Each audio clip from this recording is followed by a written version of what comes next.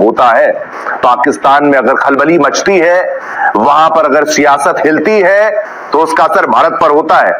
पाकिस्तान तो बर्बाद हो ही रहा है, उसकी बर्बादी को हम तो नहीं रोक सकते, लेकिन अब क्या नया हो गया वो जान लीजिए।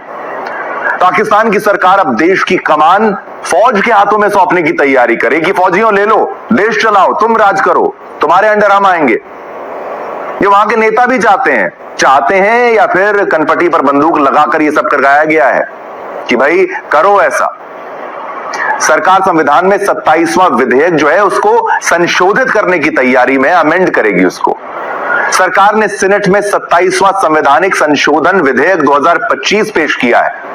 इसके तहत पाकिस्तानी फौज में चीफ ऑफ डिफेंस फोर्सेस यानी CDF पद बनाया जाएगा। याद रखिएगा इस पद को, जिसकी जिम्मेदारी फील्ड मार्शल आसिम मुनीर को मिलेगी। भारत में इन्हें फील्ड मार्शल कहा जाता है। संशोधित बिल में पाकिस्तान की फौज, नेवी और एयरफोर्स को, तीनों को सीधे आसिम मुनीर के ही आदेश पर चलने का अधिकार देता है। पूरे पाकिस्तान के सैन्य बलों में CDF को सर्वोच्च माना जाएगा।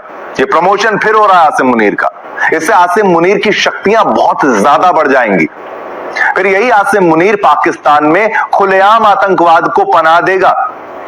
जो फील्ड मार्शल की तारीफ करते नहीं थकते हैं, वो सेना का नया कमांडर। CDF की भूमिका पाकिस्तान के न्यूक्लियर मिशन में भी अहम होगी। अब न्यूक्लियर में भी बहुत बदलाव है।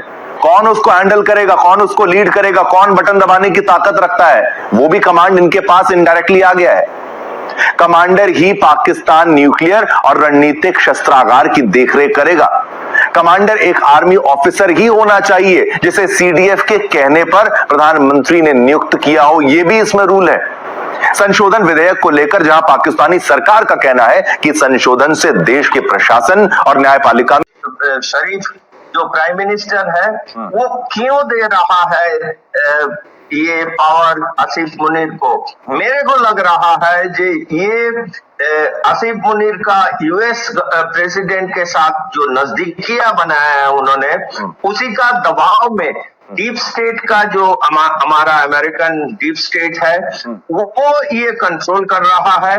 और ये एक एंटी इंडियन जो फीलिंग्स US में अभी दिख रहा है, मैं बता सकता हूँ बाकी एग्जांपल देके।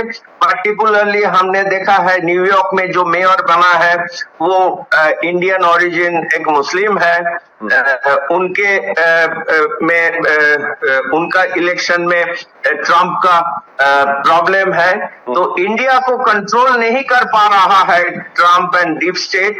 इंडिया लड़ाई में इंडिया को फंसा नहीं पा रहा है, इसीलिए आसिफ मुनीर बार बार बोल रहा है हम न्यूक्लियर करेंगे, आधा दुनिया को खत्म कर देंगे। उसके बाद भी कोई न्यूयॉर्क टाइम्स या वॉशिंगटन पोस्ट या BBC ने कुछ नहीं बोल रहा। डायरेक्टली आप समझ लीजिए इन्हीं के पास है। सुप्रीम कोर्ट की ताकतें भी कम होंगी। ये संघीय संविधान कोर्ट बनाने का प्रस्ताव, ये तमाम चीजें और भी बहुत कुछ है। एक्सपर्ट्स का पैनल हमारे साथ आ चुका है। मैं स्वागत करना चाहूंगा हुसैन जावेद हमारे साथ इस वक्त है, पत्रकार पाकिस्तान से, आपका शुक्रिया। और कर्नल शिवदान सिंह, रक्षा विशेषज्ञ, आपका भी बहुत बहुत शुक्रिया। जैन सर, आपने अपना कीमती वक्त यहां पर निकाला। हुसैन जावेद जी, सबसे पहले मैं आपसे शुरुआत करना चाहता हूं, जो हो रहा है पाकिस्तान में हम तो उसको सही नहीं मानते, और दूसरा जो बदलाव किए जा रहे हैं, आसिम मुनीर को इतनी पावर्स देने की बात, अभी आपने उनको फील्ड मार्शल बना दिया। अब ये ठीक है, एक डेकोरेटिव पोस्ट इसको कह लेते हैं, रिटायर होने के बाद आप रहते हैं उस कुर्सी पर, लेकिन आप इनको चाहते हैं हमेशा क्या ये चलाएं, हमेशा फौज में ये बने रहें। CDF भी इन्हीं को बनाया जाएगा। न्यूक्लियर कमांड में चेंज, इनको असीमित शक्तियां देने की जो बात आ रही है, यानी पावर्स आप जो इनको देने की बात कर रही है, इक्विवेलेंट टू राष्ट्रपति के बराबर यानी प्रेसिडेंट के बराबर इम्यूनिटी इनको दे दी जाएगी। क्या चाहते हैं पाकिस्तान का करना पाकिस्तानी लोग, या वहां की आवाम या सरकार, कौन जिम्मेदार?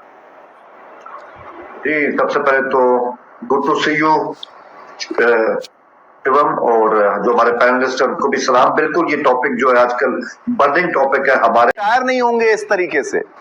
आप उनको क्या देना चाहते हैं? अपना देश थाली में रख के देना चाहते हैं क्या? ऐसी क्या गुलामी एक आसिम मुनीर की, ये आप समझिए ना। CDF से किसी को क्या दिक्कत होगी? लेकिन आप उनको अनलिमिटेड टाइम तक आप ये पावर्स देना चाहते हैं, ये प्रॉब्लम का इशू है। हुसैन जावेद जी, मैं आपके पास आऊंगा, फिर आप अपना काउंटर दीजिएगा। कर्नल शिवदान जी भी मेरे साथ हैं, कुणाल भट्टाचार्य जी साहब मेरे साथ, वो भी मौजूद हैं। लेकिन शिवदान जी, पहले आपसे रिएक्शन में लेना चाहूंगा, ये क्या बिल्कुल इतना सरल है, इतना सीधा है जितना ये नजर आ रहा है, या फिर इसमें और भी कई पेज फंसे हैं?